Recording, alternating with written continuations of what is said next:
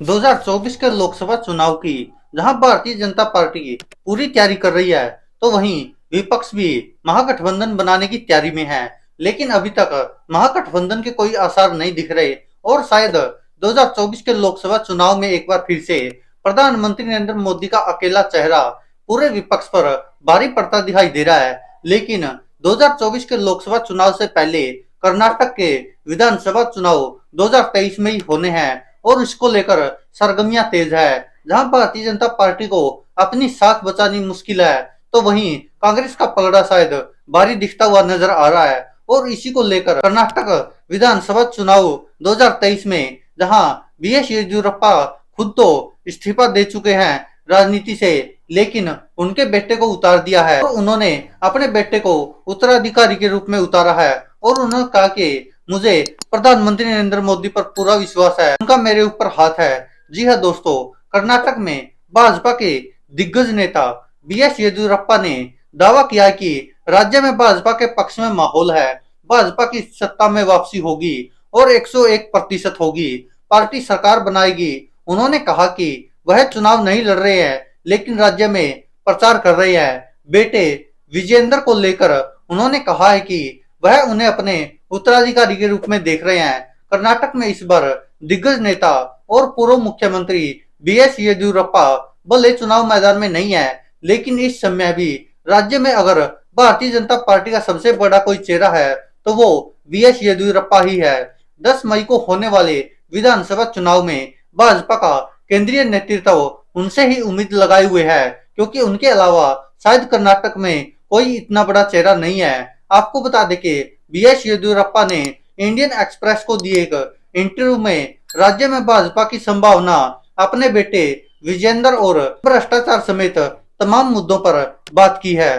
भ्रष्टाचार के आरोप पर पूर्व मुख्यमंत्री और भारतीय जनता पार्टी के सबसे बड़े चेहरे कहे जाने वाले बीएस येदियुरप्पा ने कहा है कि इसमें कोई भी सच्चाई नहीं है, इन्हें बेवजह उठाया जाता है। वे भाजपा के खिलाफ जो आरोप लगा रहे हैं वह बेबुनियाद है, इससे पार्टी पर किसी तरह का कोई असर नहीं पड़ता है। प्रधानमंत्री के साथ अपने रिश्ते पर भाजपा नेता बीएस येदियुरप्पा ने कहा कि प्रधानमंत्री नरेंद्र मोदी का साथ मेरे साथ बहुत स्नेह है और उन्होंने कहा कि अमित शाह मेरे घर नाश्ता करने आए, वह भी मेरे लिए सम्मान दिखाते हैं। पीएम मोदी और अमित शाह दोनों चाहते हैं कि कर्नाटक में भाजपा सत्ता में आए।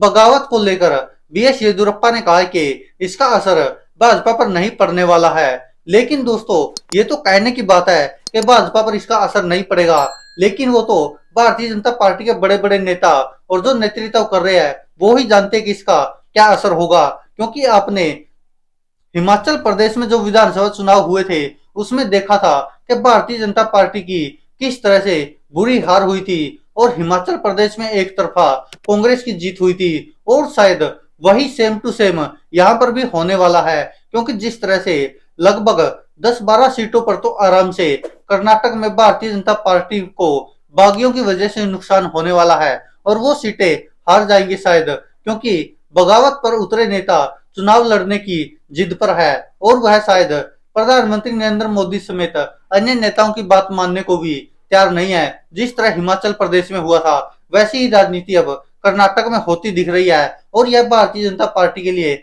सबसे बुरी खबर है।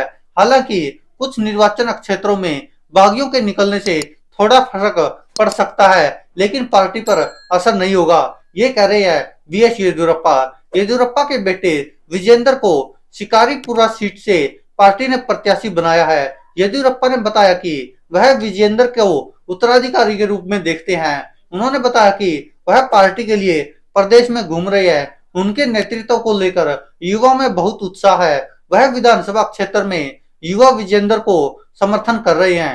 हालांकि आपको बता दें कि बीएस येदियुरप्पा दिल से चाह रहे कि जिस तरह वह कर्नाटक के मुख्यमंत्री रहे हैं इसी तरह उनका बेटा भी उनका उत्तराधिकारी बने। लेकिन ये तो नेतृत्व तय करेगा कि आखिरकार कौन मुख्यमंत्री का चेहरा होंगे।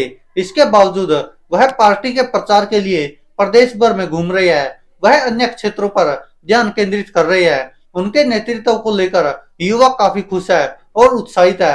हर विधानसभा क्षेत्र में युवा विजेंद्र का समर्थन कर रहे हैं, जिससे पार्टी को मदद मिलेगी। ये कहना है कर्नाटक के पूर्व मुख्यमंत्री रहे बीएस येदियुरप्पा का, और उनका साफ साफ इशारा इस इंटरव्यू के माध्यम से केंद्र के नेतृत्व को भी है कि वह अपने बेटे को उत्तराधिकारी के रूप में देख रही है, और वह चाहते कि कर्नाटक का मुख्यमंत्री का चेहरा भी बीएस येदियुरप्पा के बेटे युजवेंद्र हो।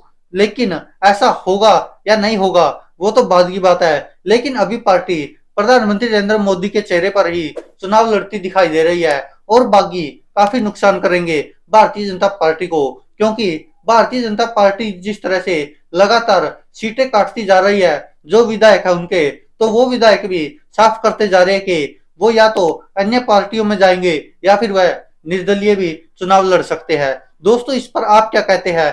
अपनी राय कमेंट बॉक्स में जरूर दीजिएगा, क्योंकि भारतीय जनता पार्टी अकेले येदियुरप्पा के दम पर भारतीय जनता पार्टी कर्नाटक में सरकार बनाना चाहती है, लेकिन ऐसा शायद संभव नहीं है। दोस्तों, इस पर आप क्या कहते हैं? क्या वास्तव में कर्नाटक में बागियों की वजह से भाजपा को हार का सामना करना पड़ेगा? क्योंकि कर्नाटक ऐसी विधानसभा है जहां पर लगातार कभी भी 2 बार एक ही पार्टी चुनाव नहीं जीत सकी है, और अब भी शायद सत्ता परिवर्तन निश्चित है। धन्यवाद दोस्तों, देखते रहिए सच की आवाज।